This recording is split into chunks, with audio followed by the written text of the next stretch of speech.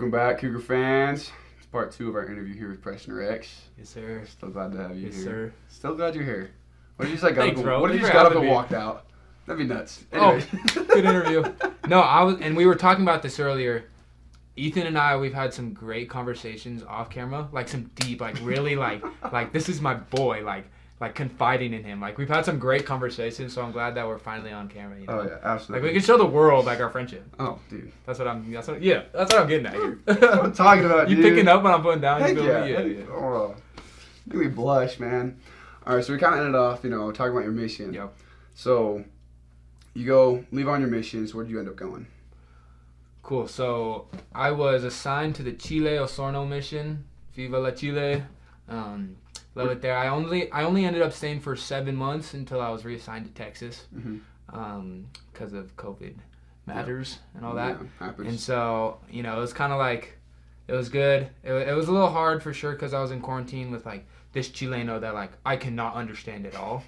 And I'm trying my best to learn the language, and I grew up in Southern California, so like I have really good pronunciation. I know how to like say Spanish words. All the street names like where I'm from are in Spanish, but I'm just not getting it and stuff. And then some complications happen, and then ended up getting reassigned to Texas. Just got on a plane, went to Texas McAllen, and then finished my mission there. So that's sweet. So hey, down on the border, it was good. Yeah. It was good. Yeah. Were you able to? Was it ever on your mind, like trying to train for football when you were out there?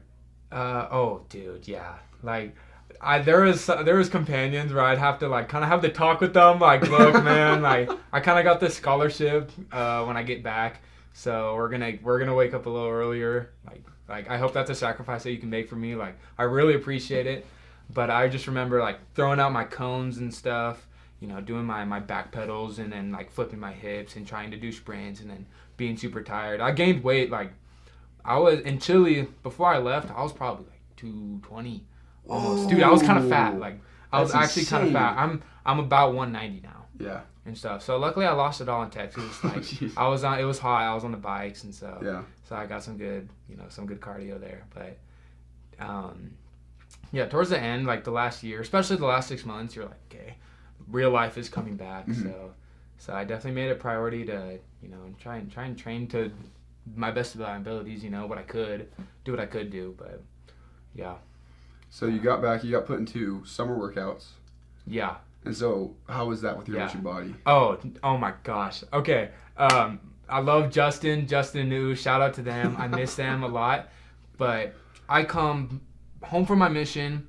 I train a little bit in California, and then I move up here at the end of April, beginning of May. So right after spring ball last year, I joined the team and started doing my workouts like just with everyone else.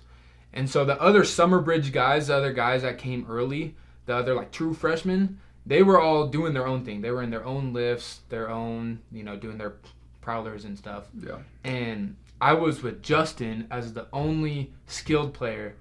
Like the only freshman, so I was just like the weak link, like the guy to be picked on, And so like I'm trying to clean like 100 kilos, struggling so hard right after my mission, and everyone else is just throwing up weight, and Justin's just on my head. But it was exactly what I needed to kind of get that muscle back, get that speed back, and get right, Yeah, so I feel like a big thing with people that come back from their missions and go into college is that mission bod. Dude, yeah. So do you feel like you've completely gotten rid of that mission? Yeah, body? I think so. I'm right now, I am as light as I've never been lighter since like high school. You know, like at free safety, I want to be able to move my hips, shuffle, weave, really be able to stretch the field, get from the numbers to numbers, sideline to sideline. Yeah. So I don't really need to be like all big and stuff, Yeah. like it's better for me to be nimble, better for me to just be able to get fast, point A to point B as fast as possible. So, yeah, mission bod. Luckily, that's cured, I think, by now. So. And so last year, you got to play a little bit. Yeah. And so the first game you went in was USF, right? Yeah. On kick return. Or yeah, kick special off. teams. Yeah. So tell me a little bit about that experience. So last year I redshirted. I used my redshirt year. And for those who don't know, your redshirt year, you can play in 4 games and still save your eligibility. So I played in my 4 games, mostly just scrub time and and special teams, right? Mm-hmm. And I think that's one of my biggest attributes. Like, I can get down the field and I can tackle someone, right? And so I'm going against USF, and the first kickoff that I'm in, they run to the other side and they score. But it was just so cool. Like, even though I don't know if I messed up. Like, I don't think I did anything wrong. Like, they ran away from me. Probably could have bubbled back and made a play, but it was just so cool. Like, there's a actual student section at USF, you know, and then the big lights, and like that's where the Bucks play, and it was just so cool. Ship over in that the end ship, zone. dude. Yeah. I was like, wow, running down the ship. So it was just surreal. It was a crazy moment in my life that, you know, all this hard work that I've done in my life and all the people that have really helped me along the way. Because let's be honest, you and me, we didn't get to the points that we are by ourselves at all, by any stretch. You know, a lot of people have sacrificed for us and, you know, put their names on the line for us. But it felt like it paid off to that point, you know. And obviously there's a lot more work to be done, right? I'm still just a freshman and stuff. Yeah. But it was cool to finally, you know, get that moment, you know, college football like I'm in. I'm on the field kind of deal. So it was good. No, that was the first game I went into. Really? Yeah, was it actually? Yeah, it was nuts. Oh, dang. That's crazy. And so now we're, you know, what, 3 weeks into spring ball. Yeah. So what kind of goals do you have for spring ball as we finish up our last 3 weeks? Well, my biggest goals, one, is to help the team in whatever way I can. Right? We're going to the Big 12. We're facing an awesome challenge, right? That's going to be challenging, but also doable, right? I know that our team's really good and we can win games.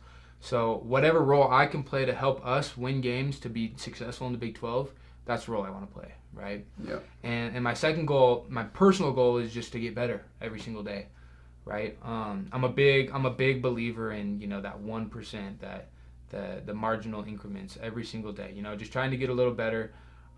Working on what I can work on, you know, and then, you know, working, like, you know, just kind of trying to improve myself every day so that from the beginning of spring ball to the end, I'm a better player. Does that make sense? Yeah. Yeah. No, definitely. That's really cool. I mean, just that, because you can try to get better every single day, just doing the most you can. So the new defensive coaches that have come in, how have they played a role in your progression? Yeah. So Jay Hill, the new defensive coordinator, he's the safeties coach as well, right? So it's been really cool to learn from this man that played in the NFL, that's very knowledgeable in the sport of football. So it's been really awesome, and I've been learning a lot. Dude, well, we'll go into a little bit more about that in our next segment. Cougar fans, thanks for watching part 2. Be sure to go back and watch part 1 if you haven't.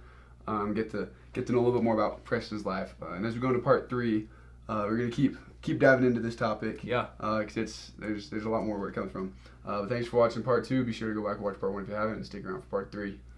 Thank you for watching this interview. Please like and subscribe so you don't miss the other 2 parts of this interview, plus all of our other interviews we do with BYU athletes. We also like to give a special thanks to our Cougar Board insiders for making this possible.